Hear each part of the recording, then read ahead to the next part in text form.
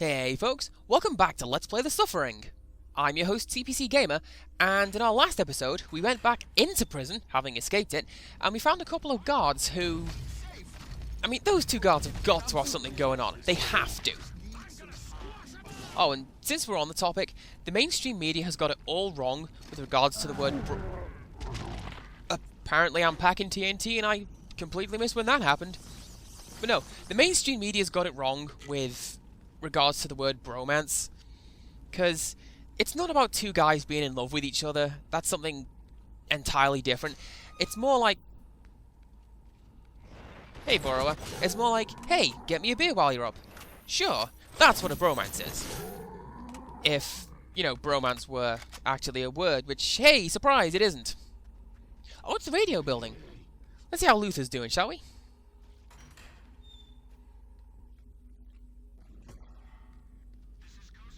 Oh. He's dead. Did we need telling? Really? Oh, but we do have our next objective. We have to find our way to the lighthouse and signal a rescue craft. Also, I'm pretty sure that guy is meant to spawn when we bring Luther down here. I just didn't kill him yet. Now, there is actually a cute little glitch at this point. If you jump in the back of the truck, then the rats will just sort of jump right up and over your head. It's a weird little geometry bug, but I love it.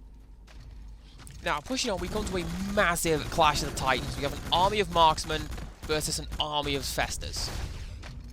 Now, we can take the assault rifle to help, or we can ignore them and run past them and just go through this door to the next level. It's pretty great. Do you know what else happened in the last episode? We had a boss fight with the guy in the electric chair, which caused me to waste about a quarter page of notes on the electric chair that I had taken. And I was all set to deliver this to you guys, and now I'm not going to. Which is rather unfortunate. I kind of set off doing this LP thinking, do you know what? It's my favourite game. I'm going to throw everything I can at it. I'm going to be informative and educational and witty and funny and all of this stuff. And for the most part, I have not. I've talked about, a little bit about marksmen and the mainliners and a little bit about the guillotine. Oh, hey, pop quiz, since we're on that topic. When did the French stop using the guillotine to execute people? 1981 is the answer. Oh, by the way, before we go ahead, quick way to progress through this stage of the game. Take the gun, shoot out the chocks under the truck. Wait for it to crash. You can chuck a throw up and down there if you want a brief distraction, but then you just run through this part of the game. You may not like it, but like I say, it's how I do it.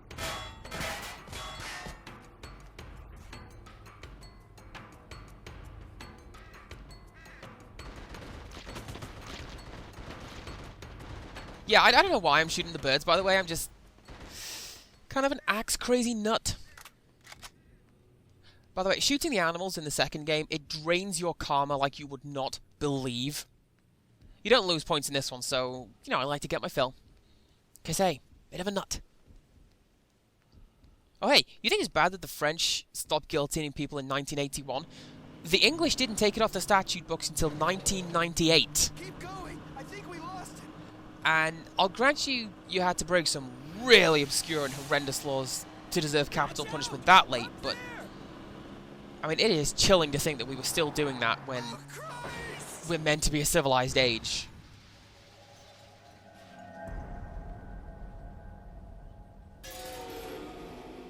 Escaping isn't as simple as just getting outside. But I don't need to tell you that. You know there is no real escape. And that's a bit of foreshadowing for something that shows up in the prequel part of the next game. I'm just trying to get my words right, because the next game is it's got a bit of a jumbly timeline. But that cutscene is important, not just because it gives us some backstory, but because it shows us where the next hidden weapons cache is.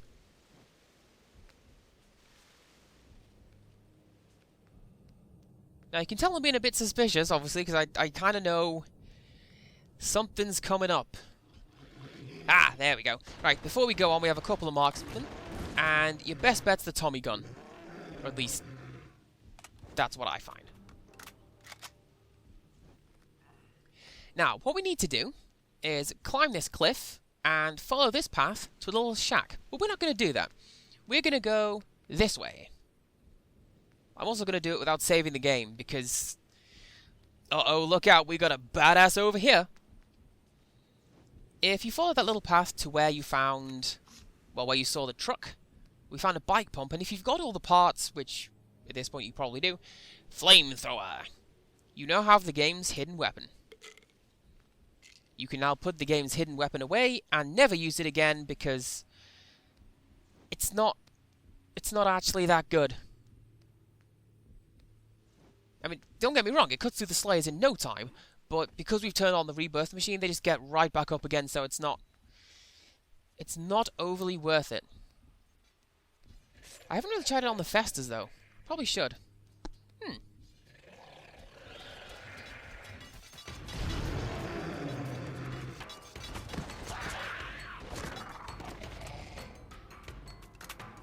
Oh yeah, since I'm talking about the guillotine, and we've got a couple of the guillotine monsters right about here.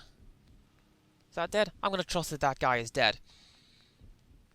You probably won't be surprised to know this, but Hitler thought that the guillotine was a great idea. And he had several especially built, and he used it as the standard method for dispensing with criminals. And I'm going to call Godwin's Law on my own channel, by the way. It's been like, what, 2.5, 3 years at this point, but, you know, I finally did it. Godwin's Law, you guys.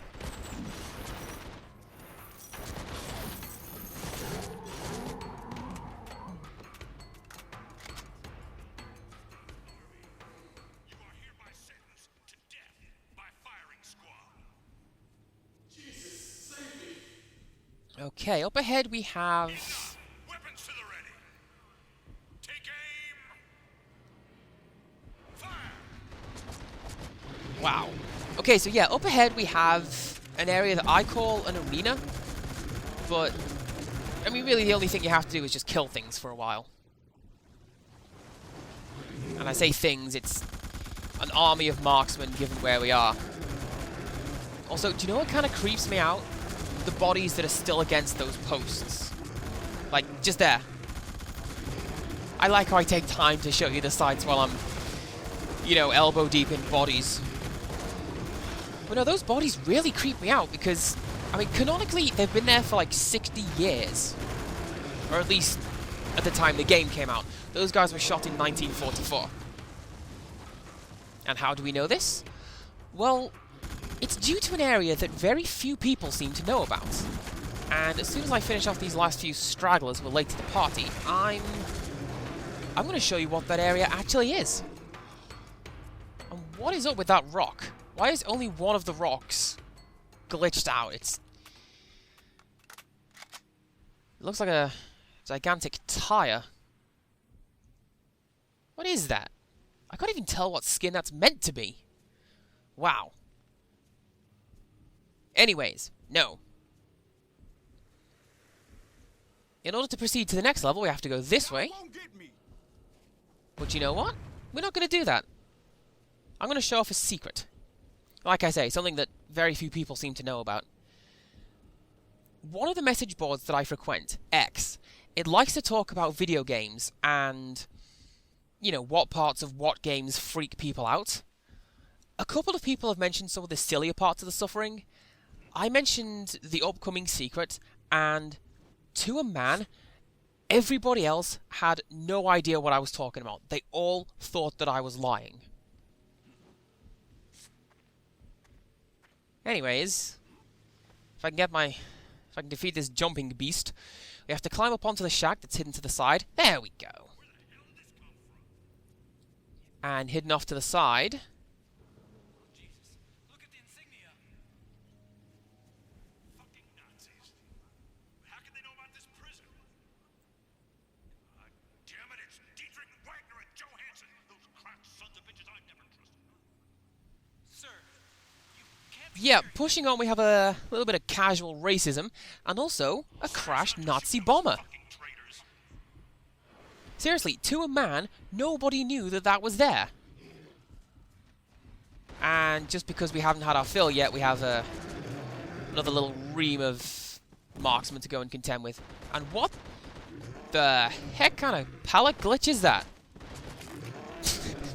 The suffering paintball mode activated, you guys. It's gonna be great fun. Oh man, when I was a kid and like GoldenEye 64 had come out, it was kind of the best game that I'd played at the time, and it was kind of weird that there was this one kid who hadn't played it. Now, I didn't own an N64 until pretty much when the console was obsolete, but I played it as like a part of a youth group. This one kid didn't own it, but pretended that he did. So me and my friends were talking about, oh, you know, we're playing with paintball mode turned on because it makes things a lot of fun. He says, oh yeah, I love using a paintball gun to kill a guy. It's great fun. And like to a man, we just sort of gave him that look, and it's like, you whatever. Anyways, I actually think I'm going to call it round about now. I know it's a pretty short episode, you know, comparatively, but yes, I'm going to call it now. So join us next time when we find that guy who's throwing sticks of dynamite at us. And then probably save his life, because, you know, that's what we do. So until next time, goodbye.